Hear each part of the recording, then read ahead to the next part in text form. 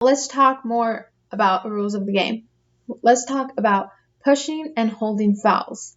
Now, a pushing foul is whenever you push someone. For example, if my opponent is going up for a layup and I come from behind and shove them, that'd be a foul. Or if I'm screening for them and I push into them, that would be a foul. Now, a holding foul would be if I hold my player by the jersey or if I physically have my hands on them. Now, if my feet are planted, I'm as still as possible, and I screen, and the other player bumps into me, that is not a foul because I was holding my ground and I was as still as possible. That would be a foul on the other person, the player I'm going against. Now, if I am moving, if I have a screen and I'm moving and I'm not as still as I can be, then that would be a foul.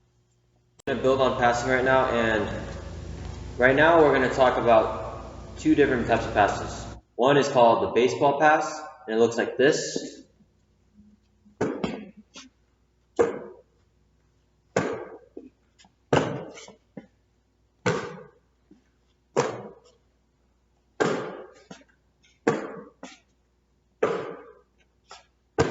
And we also have the behind the back pass, which looks like this.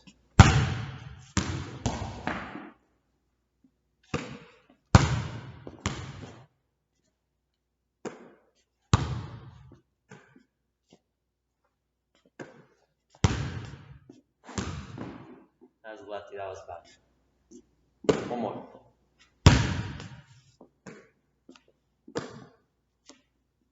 Pretty much with these passes, it's like a throwing motion. So with the baseball pass, you can use two hands to throw. If your hands are kind of small, I'd recommend using two hands. But if your hands are bigger, then you can get away with throwing it with one hand. So you'll want to step, pretty much like you're throwing a baseball and a football. You're going to rock back into your dominant leg, transfer your weight, step with your planting leg, which is my left foot, if I'm throwing with my right foot. If I'm throwing with my right hand, I'm going to step with my left foot, ball through. And your hand should release it, aim for your target's hands or chest. And with the behind the back pass, this one takes a lot of reps because it's just getting the skill down. But so with the angle, I tend to have my body face almost 90 degrees from my target, and so 90 degrees that way. I might bounce the ball first just to get the ball to move, and then let it wrap around my body. So if we practice the wraparound dribble, this can turn into a pass. So instead of keeping it like that, you'll release the ball, like your hand will push the ball instead of coming around the ball. So,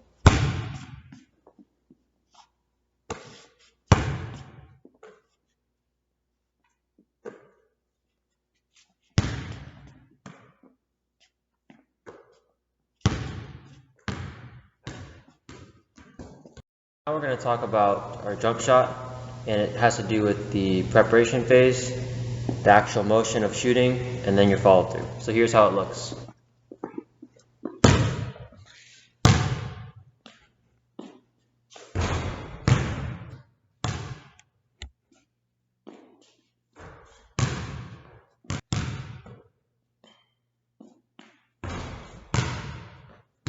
Alright, so notice there, I had my feet preparation phase. My feet were a little more narrow than shoulder width apart. I had a good grip on the ball. My offhand was balancing it. And I kept my elbow in. And after I did the motion, I held my follow through. So that's a quick rundown on your jump shot form.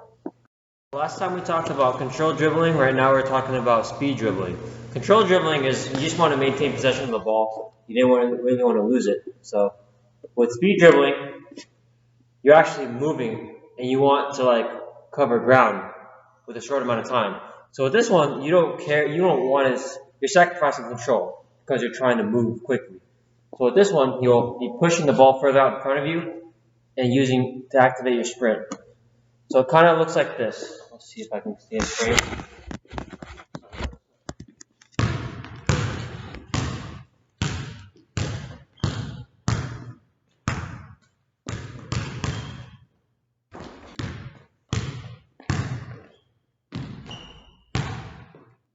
So that one, you're pushing the ball in front of you. You see it a lot with certain people where they're dribbling at a certain speed and they're trying to split the defender. So they'll push the ball out in front of them, sprint while the ball is loose, and then pick up the dribble. Well, not pick up the dribble, but continue their dribble. Today we're going to be talking about the physical aspects of rebounding. So I have 3 points for that, and it's 1, your positioning, 2, boxing out, and then using your leverage. So for positioning is knowing where to put yourself between your player and the basket to where you'll have an advantage in getting the rebound. Boxing out is getting down low, kind of like a squat, and keeping balance so you won't get pushed off of, and kind of putting your arms up so that your player can't come around you. And then we got to make sure we have good balance so we don't get pushed off, and we're down low so it's harder for our opponent to, if they go around us or over us, they'll have to foul us, and then we get the ball. So now we're going to be talking about an offensive move called the step back. And so in this move, it's essentially you're driving. It's a short drive. You're going to sense that your defender is cutting off your drive. You're going to stop your dribble and then create space by stepping back to create space for your jump shot. Here's how it looks. So I'll take like a 1 or 2 dribble drive and then pull the ball back.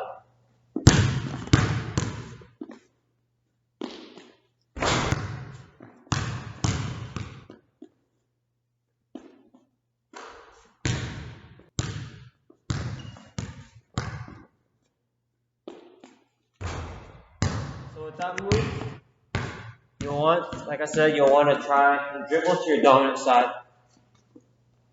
You can bring the ball back in front of you with the crossover just in front of your body, or you can go between the legs or behind the back. Either of them works. Here, or here. And then you'll take your step back to create even more space. And by then, since the defender had committed to stopping the drive, they have to recover. But in the time that they're trying to recover and close down the gap, you pull up and shoot. Now we'll be talking about an offensive play where the screener is setting the screen and then curls toward the basket. So how this looks is, if the ball handler is coming from here, I'm going to set the screen, the ball handler is going to use the screen, and I'm going to turn my body like this to shield, and in a way kind of use my body to gain positioning over the defender as I make my run toward the basket. Receive the pass, and finish with the easy basket. So here's how it looks.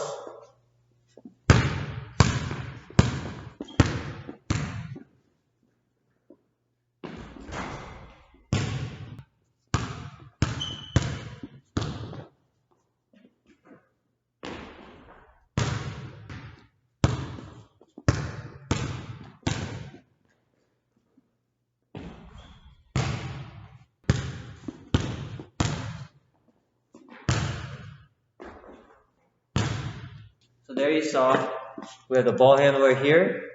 The screen comes from this way. The screener sets, the ball handler uses the screen, and then the screener continues running downhill toward the basket for the finish. Okay, let's talk defense. And this time we're going to talk a little bit about knowing your opponent. Now, what do I mean by that?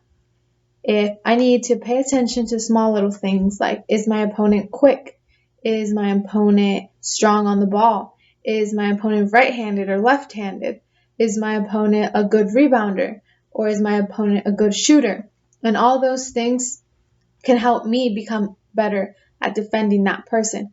For example, if I have someone who is a really good three-point shooter, then I will obviously get up tight to them But if they're a good 3-point shooter and a fast runner / they have quick steps, then I wouldn't want to get too close, because if I get too close, they can just run right past me. So I would need to understand how much space I could give them to where I could still be up there in case they go to shoot, and I'm still far away to where I can back up in case they start to move or dribble.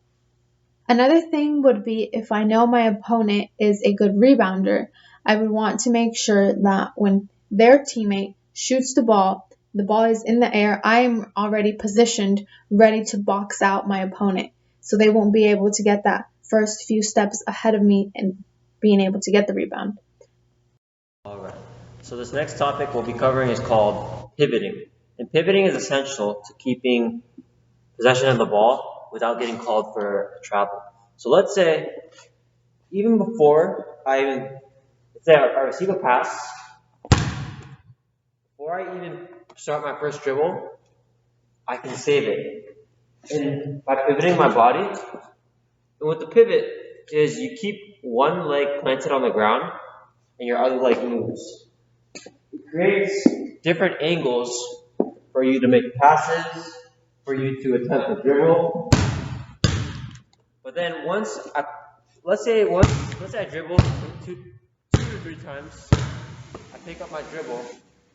Now, instead of having both legs glued to the ground, I can change the orientation of my body and protect the ball better just by pivoting.